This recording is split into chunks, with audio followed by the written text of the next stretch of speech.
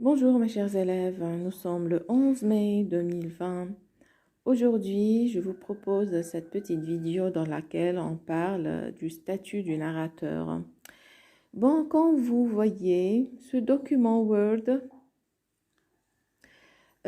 contient toutes les informations et les exemples qui rendent la leçon compréhensible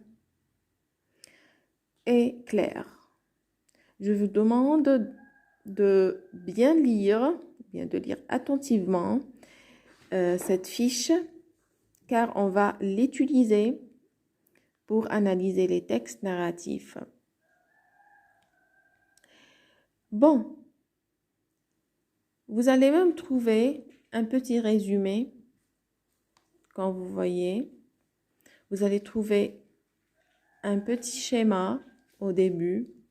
Bon, on ne va pas trop parler. Qu'est-ce que vous devez comprendre de tout ça? Le statut du narrateur, c'est-à-dire quoi, le statut du narrateur? C'est-à-dire, on va voir si le récit est mené à la première personne ou bien à la troisième personne. Si le narrateur parle, on va trouver la présence de la première personne. C'est-à-dire, le narrateur est un personnage et ou bien un témoin, un personnage et un témoin ou bien un témoin. D'accord? Si on trouve la présence du pronom il, non identifiable, c'est-à-dire le narrateur est extérieur à l'histoire. D'accord? D'accord. Bon, ça c'est pour le statut. Nous avons dit ici, si le récit est mené à la première personne je, le narrateur est intérieur à l'histoire. Si le récit est amené à la troisième personne il, c'est-à-dire écrit à la troisième personne il, on trouve toujours il a fait, il a dit. Le narrateur est extérieur à l'histoire. D'accord? Il existe donc deux types de narrateurs. Un narrateur personnage et un narrateur extérieur. Voilà. Ici, je vous ai donné les indices. Qu'est-ce que vous allez trouver dans le texte pour dire que le narrateur est un personnage? Alors, je trouve je, me, mon. Je trouve la position. D'accord? Il dit je vois. Ou bien je me suis dit. D'accord? Mon ami. D'accord? Alors, je trouve l'utilisation de tout ce qui concerne la position. Alors, le narrateur est extérieur à l'histoire. C'est-à-dire quoi? Le narrateur raconte à la troisième personne du singulier, il ou elle, bien sûr. D'accord? Il est détaché de l'histoire. Il ne participe pas aux événements. Alors, mais il peut parfois faire des commentaires sur les personnages. D'accord? Alors, ça c'est pour le statut. Si le narrateur extérieur ou bien intérieur. Interne ou externe. D'accord? Pour le point de vue maintenant, point de vue du narrateur.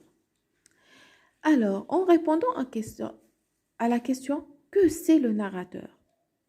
Que c'est le narrateur de tous ces événements, de ces personnages, de l'histoire? Alors, le point de vue interne, nous avons trois points de vue. Un point de vue interne, un point de vue externe et un point de vue omniscient. On va voir les trois. Pour le point de vue interne, bon, le narrateur, on le trouve comme un personnage de l'histoire. Ou bien, il adopte le point de vue d'un personnage de l'histoire. Regardez ici, je vous ai proposé ici un exemple. Comme quand au cinéma, bien la caméra montre ce que voit un personnage. On voit ce que le personnage voit. On entend ce qu'il entend. On sait ce qu'il pense. Mais on ne voit pas, n'entend ou ne sait rien de plus que lui. On sait tout ce qu'il sait, mais on ne sait pas plus. D'accord? Vous voyez? C'est-à-dire, ici, on dit que le point de vue est interne. Je vous ai donné ici quoi? Un exemple. Ici, l'exemple, dans cet exemple, nous avons utilisé le je, d'accord? Ici, le point de vue est interne parce que c'est lui qui parle, le narrateur est un personnage. Et ici, nous avons remplacé le je par il quand le point de vue est externe, c'est-à-dire le narrateur adopte le point de vue d'un personnage. C'est pas lui le personnage, mais il adopte le point de vue d'un personnage, d'accord?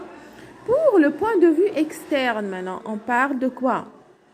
On dit qu'il est externe quand la scène est décrite comme si elle était vue par un simple témoin extérieur.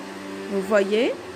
Alors, le narrateur raconte de manière neutre. Il raconte de manière neutre. Il est neutre. Il ne donne pas son point de vue. Il ne parle pas de ce qu'il pense. Il ne juge pas. Alors, regarde, la scène semble à dérouler toute seule. Bon, je vous ai aussi proposé ici des exemples. Voilà, bien un exemple. Pour le point de vue omniscient, que veut dire omniscient? Omni veut dire tout. Sien, sachant, c'est-à-dire il sait tout, c'est tout. D'accord? Je connais tout. Ah, d'accord. Que veut dire ça? Le narrateur est extérieur à l'histoire, mais il sait tout. Nous avons dit, dans le point de vue interne, le narrateur, il est intérieur à l'histoire, d'accord? Ou bien il adopte un point de vue d'un personnage. Pour le point de vue externe, ou bien extérieur, c'est-à-dire quoi? C'est-à-dire le narrateur est neutre.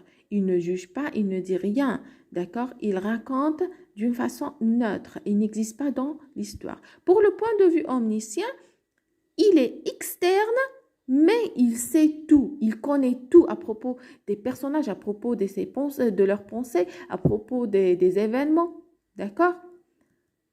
C'est ça la différence entre. Regardez, résumons. Point de vue interne, on ne sait autant qu'un personnage. On sait ce qui sait le personnage. Point de vue externe, on ne sait moins que les personnages. On en sait moins que les personnages. D'accord? On ne sait pas tout. Point de vue omniscient, on ne sait plus, on en sait plus que les personnages. D'accord? Regarde cette remarque. Il est rare qu'un récit soit entièrement rédigé selon le même point de vue. C'est-à-dire, on peut trouver deux points de vue,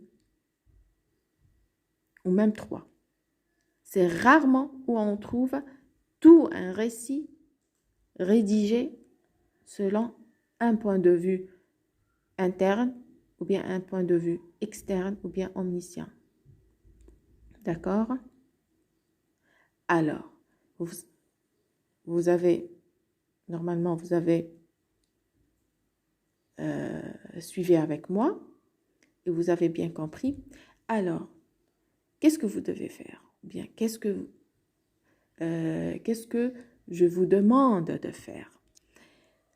Bon, je vous demande de bien lire. De bien lire le document, ou bien cette fiche explicative, d'accord? D'apprendre les points essentiels que veut dire un point de vue externe, un point de vue interne, un point de vue omniscient, que veut dire le statut, qu'est-ce qu'un narrateur, le schéma, d'apprendre le premier schéma, d'accord? Quels sont les indices de la présence du narrateur dans le texte? Quels sont les indices que le narrateur est extérieur, qu'il ne se présente pas dans un texte, et tout ça. Alors, quand vous voyez, c'est très facile, c'est très simple. La prochaine fois, si Dieu le veut, on va analyser ensemble un petit texte, puis un petit extrait dans lequel on va repérer le narrateur, son statut et son point de vue.